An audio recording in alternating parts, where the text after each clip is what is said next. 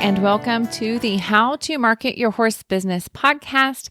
My name is Denise Alvarez, and I have the pleasure and honor of hosting you here on the podcast each week, and I'm so glad you are here today. Now, before we dive into all things self-care with Ifa Simmonds, which I cannot wait for you guys to meet, I will briefly introduce myself just in case for new friends. I promise it will be brief, and then we will dive into today's episode. All right, here we go.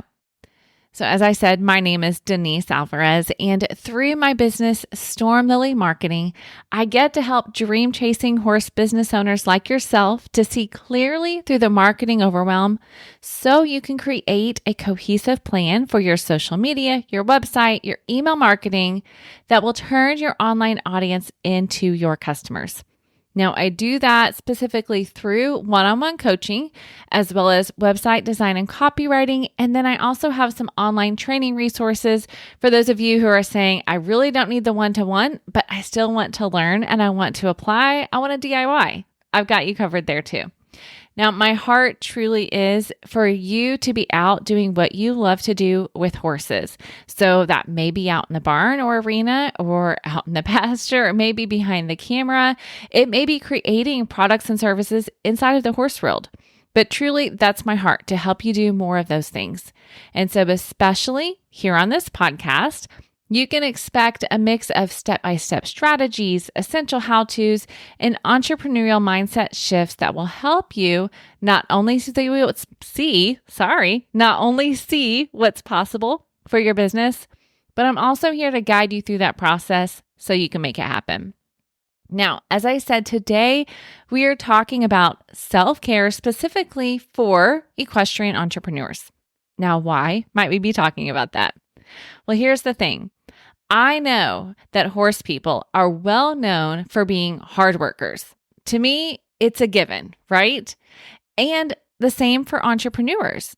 Hard work is synonymous with being an entrepreneur. So give me an equestrian entrepreneur, and I will show you someone who is dedicated, who is getting their hands dirty on the regular, and who is always looking for ways to improve and to grow, both professionally and personally. Now, the only downside to any of those things that I just listed is that equestrian entrepreneurs are not exactly known for making self-care a priority in the list of to-dos and must-dos for the days and the weeks and the months that are your horse business. Now, taking care of your horse, absolutely. Taking care of yourself, sometimes not so much. But it needs to be, and it should be an important part of it, because my heart also is to help you build a sustainable business, which means you're in it for the long term. And self-care is definitely a part of that. And that's why I'm so excited for you to meet today's guest. Many of you may already know Ifa Simmonds, maybe from one of his rider fitness sessions at Equine Affaire, or through his online programs, or maybe even through an equestrian publication. He was recently actually in Horse Illustrated, and I was so pumped to see that because I'm like, hey, I know him and he's going to be on the podcast. Now, here's the thing. If you've heard of Ifa, you know that his passion is rider fitness. But as you will hear in this podcast, he is also a fellow entrepreneur in the equestrian space, and he's also passionate about self-care. Now, oftentimes at the beginning of episodes, I tell you to get your notepads handy or get your notes app out because there's going to be so much goodness. Well, that is true today, but instead of telling you to jot down your notes, what I want you to do today is to listen for that one thing that you can start doing today and write that down, okay? I want you to find the one thing that you're going to use to take advantage of and make self-care a priority in your business and in your life. You can even screenshot the episode or do a screen recording, tag me in Ifa, and share it on social if you want some extra accountability. But I want you to listen to what he has to share, and then I want you to take action, all right? Do that one thing starting today. Now, without any further ado, we're going to dive in. I can't wait for you to meet Ifa. You're going to hear a bit about his story, his heart behind self-care and entrepreneurs, and then I promise you he has so many good things to share that you can start applying in your life and in your business. So let's dive in.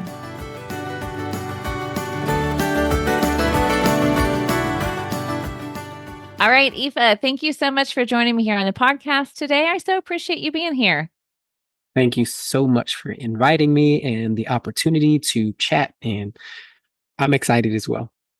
Good. Well, before we jump into the meat and the actionable, practical things that we have, I would love to first introduce you to my audience, but I'd love to have you do it so you can do it in your own words. So, would you share with us how you got to this point, how you became a functional performance trainer for equestrians and owning your own business? I know you have an academy, you have many things going on. Tell us a little bit about your background and how you got here. Wow, that's a vast question to ask. Um, let's see. How did I get here? Well, it's a long story, but I'll make it shorter. I always grew up in a outdoorsy, nature-friendly, exercise, wellness type of family. So that's really where my background comes from. Going through the levels, I wanted to be an architect ever since I can remember. So nothing to do with horses or anything in that regard. But I always tell myself, and people have mentioned it multiple times, that throughout the journey, when that didn't work and I transitioned into something else, I became an architect for people's wellness, people's bodies, people's futures, their families. So many people have been molded and built and structured differently than they were previously and for the better going forward. So my background in horses theoretically started when I was very, very young on a rocking horse named Quaqua. And I fell in love with it, but based on geography and finances, my family did not have it. They're not horse people at all. We like nature, but I'm the only one who kind of took the animal thing to the next level. And fast forward years later, I started actually riding around 18, 17, 18, when a coworker of mine had her own trail riding stable. And it was amazing to have the opportunity to go there, to meet her, to meet the herd, and just learn a bit more about what this is. And I've always had an interest in it, but just didn't have the resources. And also didn't grow up in an area where that was common either. So I did not catch the bug in terms of I want to do fitness for equestrians at that time. It took about another 3 or 4 years later before it actually went, oh, this could be a thing. And that's when my journey started, when I started training my first rider.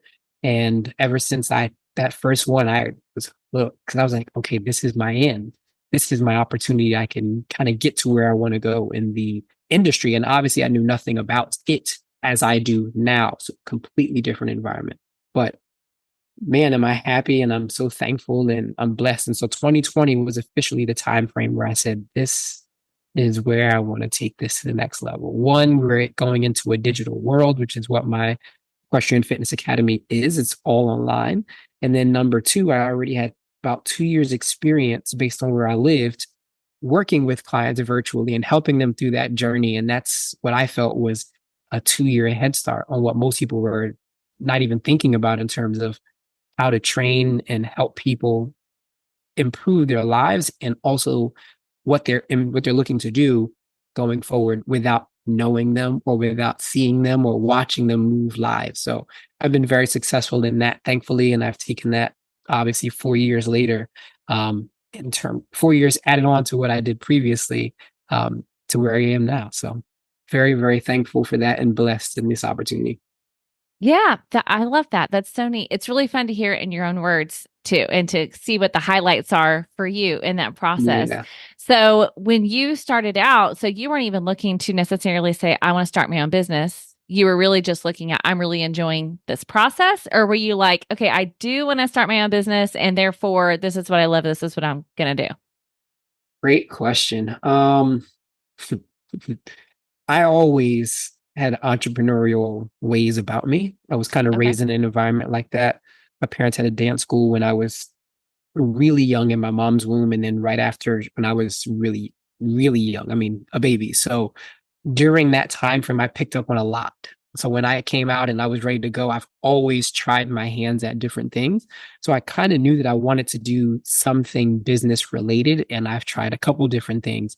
But this was the first fitness and wellness thing that I have done, and then it's also the one thing that I was the most extremely passionate about, just because of the horse connection, and then also the rider connection, which is something that I resonate with on both sides. So Yeah. Awesome. I love that. I love it. Well, of course, this podcast is how to market your horse business. So I am sure my listeners need to go listen to your other things to learn about what you do specifically in terms of their riding and fitness. And I will give you a chance at the end too to point great. them to where you want them to go. But as far as the podcast goes, I invited you here because I noticed you were doing something on Instagram. You were doing a self-care Sunday Yep. series. I don't know how long you had done that for, but I saw some things showing up. And I thought specifically about entrepreneurs because my goodness gracious, it is not a 9 to 5. We all know that. And we also know how easy it is to just think about it 24/7, to get pulled into it because, like you said, we're passionate, we're excited, we love what we do.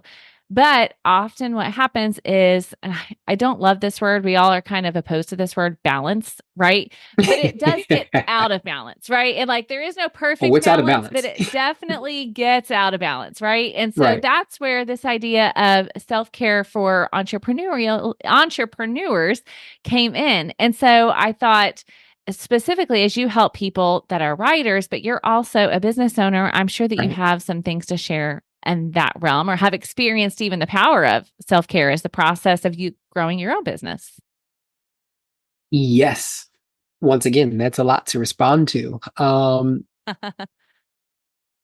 Yeah, there's a lot. I think, to be quite honest, and I always love telling this story. My best friend and I, in 2021, we decided to do something called Self-Care Sundays, which is not was not equestrian focused at the time. That was on Clubhouse, and it was extremely successful. We had people telling us about all aspects of their life, things that probably shouldn't have been shared, but they felt so connected and comfortable, and like this was a safe space. And we cultivated that with music, and it was the two of us, and we had prompts, and we had so many different things. And I really miss him in this opportunity, but he's not a writer, so he's like, I gotta hand the ball off to you on this one. But it took a break, and during that break I really missed it, because at the first aspect of my um career in this industry publicly, I always like to say that because I've been doing it since 2013 here in New Jersey. um I felt like there was something missing, and I was only talking about the fitness aspect, knowing in my heart that there was so much more to the rider as a whole. Just like there's more than riding your horse in terms of training and being with them and enjoying the aspects of that human animal bond. So, when it came to us, I felt like we just kept talking about one thing only. And that wasn't fair to who we are and also who we work with on a daily basis. And so when I reconnected and rebuilt Self Care Sundays to where it is right now, and it's still growing, is how can we create an environment that allows people of all demographics, entrepreneurs, beginner riders, advanced riders, farriers, everyone you can really think of. You'd be surprised at what type of people come to um, the live, but also watch it in the replay. And what I've noticed is people have typically liked to do it during their barn chores. And then they've also noticed that Sunday, although it's not the typical Monday off day, it's like it's a great transition getting them ready for what can I do and start to implement on that Monday as equestrian entrepreneurs. So that's why I think it's been successful, and I still see it growing even more with funding and sponsorships and all of those things. But at this stage, you have to do it yourself. And so, Yeah. as you just mentioned with the balance aspect, while we're never going to be completely on stable ground with what we do for a living, the important part is knowing that you have to do certain things now. And then when you build yourself up to a certain level, you'll be able to do something else differently. And at that point, it'll be different as well. So it'll always be um, unstable or unbalanced completely. But the important thing is that we continue to push through and also understand what aspects feed us the most. That's good. Understand what feeds us the most. I have a feeling that might be one of the practical things that people can take away. So, In more given than one that, way. Right. Okay, Aoife. So, given that, would you share with us? And it can be things that you do personally, it can be things that you have seen clients do that worked well for them, or that you have watched other professionals do. But can you give us some practical things that equestrian entrepreneurs can do to really make sure they are doing the self care that's necessary? And really, let's set the framework too. I want to say this Mhm. for those of you that are listening, my podcast listeners know I'm a big fan of knowing your why. And so we're jumping into self-care, but let's actually first go back and say, Aoife, what would you say when someone says, why is self-care important for equestrian entrepreneurs? What would be your response to that? My response to that would start with exactly what you just said, which would be a follow-up question. Why are you doing what you do? Why? Most of us are not forced to do that. Most of us. Um, some, it's a generational business that they've inherited in certain ways, but most of us have chosen this deliberately. And that means that we have a passion for it, we have a goal for it, and we can see ourselves nestled into that. Now, when they respond to that question with whatever answer that there would be, I would always find that one point that they start to light up about. And I say, this response, well, then how long do you plan on doing what you're doing? Because we all kind of know there really isn't any true retirement here. Yeah. There are levels of that, but not the official way. So when it comes to that, most people say, well, I want to ride well into my 70s or 80s or more, or I want to be able to operate and handle this business or build it to a level where I can. What I would say to that is, well, how do you get there? What are the steps? And the Mhm. steps are where the self-care comes in, which is why it's typically 4 weekends a year on Sundays. I'm sorry, 4 weekends a month on Sundays where we meet consistently to do that so that people come and they say, oh, I needed that this week. Or I love what you said there. I'm going to begin implementing that, i.e., certain things that we talked about in terms of goal setting at the beginning, the end of last year and the beginning of this year, which some of them are still doing excellently, right? Or it could be what I've already seen, which with one of my clients, which is I never knew the power of doing one little thing consistently on a daily basis, how much that could add to where I am now, post whatever situation that she's been going through. But the important part of the self care journey is what small thing can I do today that compounds over time? And that's what the answer would be to how I view self care and what things we need to do or should be doing that really help us to continue to serve those who we have our business around, whether it's a product and or service. Yeah. Oh, that's so good. I love it all. Especially literally, I just finished this weekend Atomic Habits by James Clear. I have been making my way through it. And that was Mhm. like the ending, right? That's how he actually ends the book, is talking about that compound effect of that Yep. 1% improvement. So powerful. Okay. So give us some of those things, Aoife. What, for my listeners, can they start to implement in the coming weeks or even today that will really help them with that self care? Okay. So we'll go back to one thing, which would be what do we say? How to feed yourself? Something of that Oh, sort. yeah. How to feed Yeah. yourself, right? And so we put all of our effort typically, depending on what type of horse business or equestrian business we have, into feeding and making sure the horses have the best possible feed, right? And why is that? Because we want to see them perform in whatever things that they need to do. It works the same way for us. So if we feed ourselves things that are not the healthiest at the wrong times or in the wrong quantities, it will then have that same compound effect over time, 2 months, 6 years, 20 years later. And that will then affect the ultimate goal that we want, which is to ride for this or to have our business to do that and to grow and elevate. So for me, I would say, think of the habits that you would like to improve, not completely remove or completely adjust and change, but think of where you could be better. And then ask yourself, if I can quantify that, well, I eat late because I'm tired after a long day on 4 out of 5 days per week. Can I do that 3 days for the next couple weeks? And then that will become 2 days. And then it'll be one day. And then if you want, you can remove that or you can just keep that. That's one aspect. Another one is taking care of that's your nutritional health. Then there's your physical health, which I've noticed quite a few of us do not work out and or train often enough. like our businesses do. We're always training our businesses and building that up and growing that to the levels that we want to see it. And that's where that 9 to 5 doesn't really exist. And so, in the midst of that, can you take 10 minutes? Can you take 5 minutes? Can you take 1 or 2 exercises? As simple as that, right? As you just talked about with James Clear and that habit stacking. Could it be every 2 to 4 hours in that time frame to add one little thing?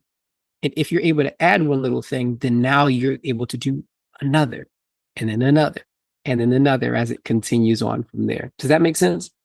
Yeah, that's so good. And I think it relieves some of the pressure that people are Yep. already feeling. As an entrepreneur, you put plenty of pressure on yourself. And so then when somebody says, evaluate your eating habits, then it's like, oh, he's going to make me stop drinking all my sodas, or Yep. whatever that one thing is. You know what I mean? So I I think that do. relieves some of that pressure and still gives you the freedom to say, there are some choices that you can make that over time, incrementally, can really make a huge difference. I'm so sorry, Aoife. She had her snack. We'll see. You're supposed to be in the living room, but waiting patiently. Sure. Okay. When I'm done, I'll help you. Okay. Thank you. All right. Um, okay. So yes, that makes beautiful sense. And there was something I wanted to say about that. Oh, yes. Okay. Another quote for you, which I will not get the quote exactly right. But I listened to Tim Tebow on a podcast Mhm. and he was talking, somebody was asking him about like his fitness regimen and things like that. But one of the things he said that stuck with me was how he looks at food is because he said, I am leading. And he said, I need to make good, clear decisions. And he's like, the way I look at it is the food I'm putting into my body is going to actually help me to be a better leader and a better decision maker because I can think clearly. And I was like, oh, that's such a brilliant way to look at it, right? It's almost a more freeing way. It again relieves that pressure and it keeps that Mhm. why front and center. So I just love that. Can I add to that? Yeah. That's an aspect of my number one self care thing on a weekly basis right now is making sure that I meal prep.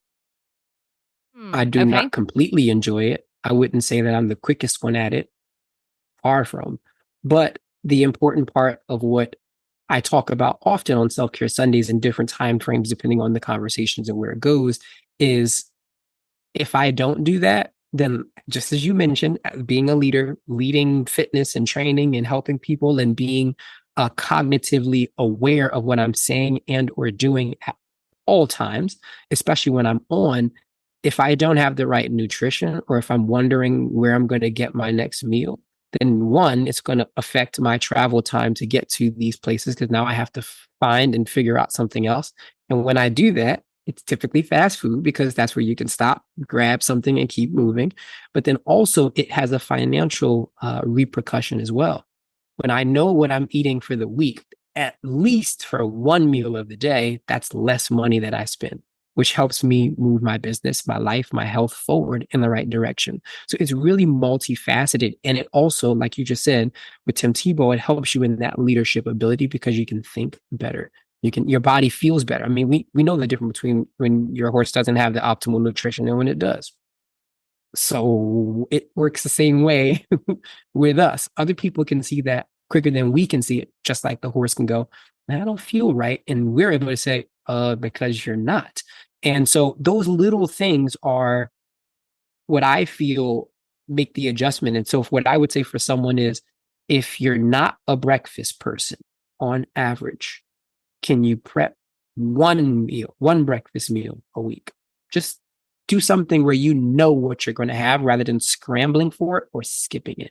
Because when you go that time frame without food that long, there are two ways to think about it. There's the intermittent fasting approach, which having less food can help you think more clearly. But then there's also when you are in starvation mode too long, your brain and your body is now trying to figure out what it needs to survive at that level to keep you up at the performance that you need, whether that be a business task, mental, a physical, whatever it might be. Could even be a family or relationship type of thing. But you have to find the right balance. So while intermittent fasting can work and has for so many people, I would say find what feels the best for you. And if you need to throw a snack into that, throw a snack into that equation because your body is saying, I need that. Now, when you make that choice, can you make that the healthier of the options instead of the Mm-hmm. craving option that typically comes up. And I see it all the time at horse shows. In high stress environments, this, that, and the third, I am seeing the decision. And it is my job to start to adjust those to say, if you had packed a handful of blueberries or a protein bar or a fruit, whatever it could be a bunch of different things. But if you already had that, then you wouldn't have to go and scrounge for something last minute. Does that make sense? So that Mm-hmm. works the same way in our self-care journey for the short term as well as the long term. Yeah. Okay. I'm so glad you hit on the intermittent fasting because when you started to say about that about breakfast, I was going to ask what your thoughts were on that because I know a handful of people that do that. But I Yes. think what you also hit on was the intentionality of it, right? Like some people are not breakfast people, not because they're intentionally fasting. They're just not Mm-hmm. making time for breakfast. Would you say? Has that been your experience? 100,000%. Absolutely. We become the things we continue to do, Hmm. period. And when we have intention to what we want to become and who we envision ourselves being consistently, it makes all the other decisions more clear. So if someone says, I'm not a morning person, but that's because you always go to bed late and you wake up 10 minutes before your first event, you obviously aren't a breakfast person because there's nothing that you can eat that quickly. And even if you did force something down, now your body is in fight or flight mode. You're rushing around, your cortisol levels are higher. And that's typically where we get issues in the midsection. And so those things lead to so many different things. It is not a scientific podcast, but I just want to say if we could, and this is myself included, in our self-care journey, if we could get in the bed 5 minutes earlier, consistently, it'll become easier to get to sleep faster, especially if you do that without a phone or a device. And then that will increase to 10 or 20 or whatever it is. But just starting with that 5 would then help you to get a little bit more rest and sleep for the next day. And then you make sound decisions going forward. But I always say this: start small, be consistent at that, and your body will naturally advance from there without you having to force or ask it to do anything. So start with those things and it'll make it all the more easier, like you just mentioned. Yeah. Okay. All right. Super practical. Then let's talk about that whole bedtime and wake up deal, right? Especially for entrepreneurs, because, and I'm going to throw it in there, and you just met her a few minutes ago. I have kids. So then as parents, then yeah, I'm sometimes working when they go to bed Yep. or getting up early and then trying to find that consistent rhythm in the summer. When you're talking to clients, I know that it's fitness related and not always self care, but I'm sure you have some insight for those listeners who are saying, all right, Ifa, that sounds wonderful. If I had nothing else going on, if I didn't have animals that I had to do night check that sometimes are sick and then I'm up all night, how do you deal with the variances and yet still create consistency? I think you answered that question earlier, which is kind of funny, which is it's a personal journey and it's also about the intention, right? Mm. So I've been reminded often by my dad about certain things when I get too analytical about stuff regarding sleep and so many other things. But most importantly, the wisdom and the advice is don't fret things that are already going. If you don't have any control over them, that it is what it is. So it's our job to only focus on the things that we can do. Like you just mentioned, night check, sick this, kids here, work schedule. I experienced the same thing without the kids and without the animal checks in different ways. Now, what I would say to that is do your best to start marking down how often that happens. As weird as Mhm. that sounds, I always, with any of my clients in EFA, we talk about just give me the statistics. I'm not judging the statistics, but then I can look at it from the macro view and say, this is what we could do here. Okay, let's do that there. But if I have a whole month worth of, okay, you had 6 hours of sleep for 10 days out of the month, but you got 7 to 8 hours of sleep on more nights than you thought. Now you're focusing on those 10 nights that you did not get good sleep rather than all the nights that you did. So now the next month we'll look at that and say, could you control any of those 10 that you didn't get efficient sleep on? Some will say yes. Then I'll say, okay, great. What was the thing? Then we digest that. And then we go, next month, can we do 5? Next quarter, can we do 4? Do you see what I mean? And so it might take 2 years to get to that. That's where the journey comes in, right? You don't buy a horse and then thinking next month, all right, well, that's it. You know that it's a commitment, it's a journey. And that's the same thing when it comes to ourselves and what we do on a daily basis. It is, what aspects can I look at now and then just start to make progress on somewhere with the things that I can control.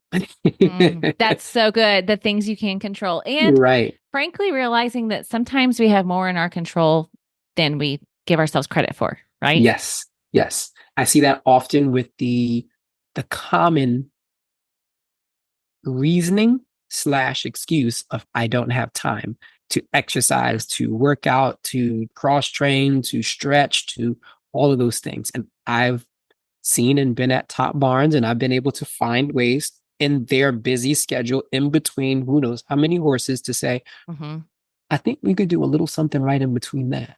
Or I think we should put a bathroom break right into that. Can we do that? And they go, I never thought about that. I just went and grabbed my phone, or I did this, or I talked to this person. It's like, well, that little care right there is going to make it easier for you to last all day to the next one in your training program, whether it's that extreme schedule of the top rider or whether it's the leisure rider who has a whole lot more life and work stuff, or might be doing entrepreneurial work with us in this equestrian industry, but also have a full-time job. There's a lot of different demographics that I see often inside of my program, and I've also worked with. And I think those two components of find what you can and make those adjustments wherever are important. Choose one, choose two, like it doesn't have to be attack everything all at the same time. Yeah. I'm learning that as well. Let's be real. I'm learning that as well. I am not off the hook from that one.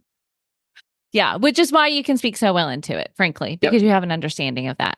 Yeah. Okay. All right. These are so good. Is there anything else that you're like, okay, if I'm talking to somebody about self-care and I know they're an entrepreneur, these are the things I want to make sure they understand, because you've given so many good things already. Continue to look for a community. I'm consistently working on building that, not just for equestrian entrepreneurs. However, there are quite a few already in my program, but look for those type of communities where you can have the conversations with others so that you can understand that you're not alone. I go through that often of like, I'm building the community. I'm working towards that, but who's helping to support me in this journey? And so I know that I'm not the only one in that position, in that environment, but I want people to know that something like that is coming, something like that already exists. And if you look for it, you'll be surprised that, they're going through the same thing, just a smidge different than I am. Oh, wow, I had no idea that you were experiencing that same thing in your position, and I look up to you.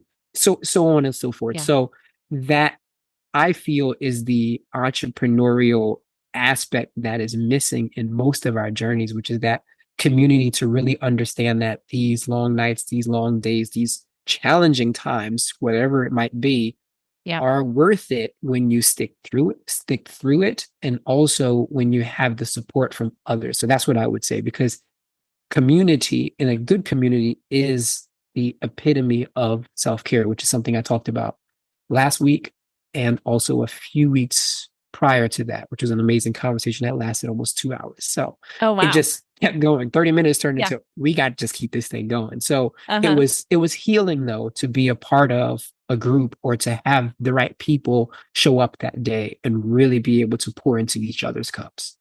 And that's what we need more of. Yeah. Well, and I'm just going to say, for those listening who are saying, I don't know where to find that, it doesn't have to be a group. And I would say, what can you do for others? And here's a real life example. I have a friend who was in a launch season a few weeks ago. She was launching a program, and she's somebody that's really successful and that people would look at and think she probably doesn't have any mindset issues, right? Like they're like, when, like you said, when you see somebody at a higher level, and I had just shot her an email and just said, hey, I'm praying for your launch. I hope things are going well. And she was able to open up about some things and where her mind was at in that process. Because for anyone who's ever launched anything, no matter how successful it's going, you've got those just mindset monsters that are coming in. And so for those listening saying, well, I don't have anybody that's doing that for me, do that for somebody else. And you will be surprised how that's going to open the doors of opportunity for you guys to do that for one another. it's so true. And I want to piggyback on that through a situation. I had some health stuff at the end of last year, unexpectedly. Was it? No, it was after a horse expo that I was at earlier this year. And I got sick there and it was bad. I mean, bad. And I only had enough energy and resources to text everybody in the group and say, it's not looking too good, everybody. I'm not doing well. And the outpour of like, please take your time, get better. I was so scared to tell them that I wasn't going to be there for them and I couldn't tell them how long.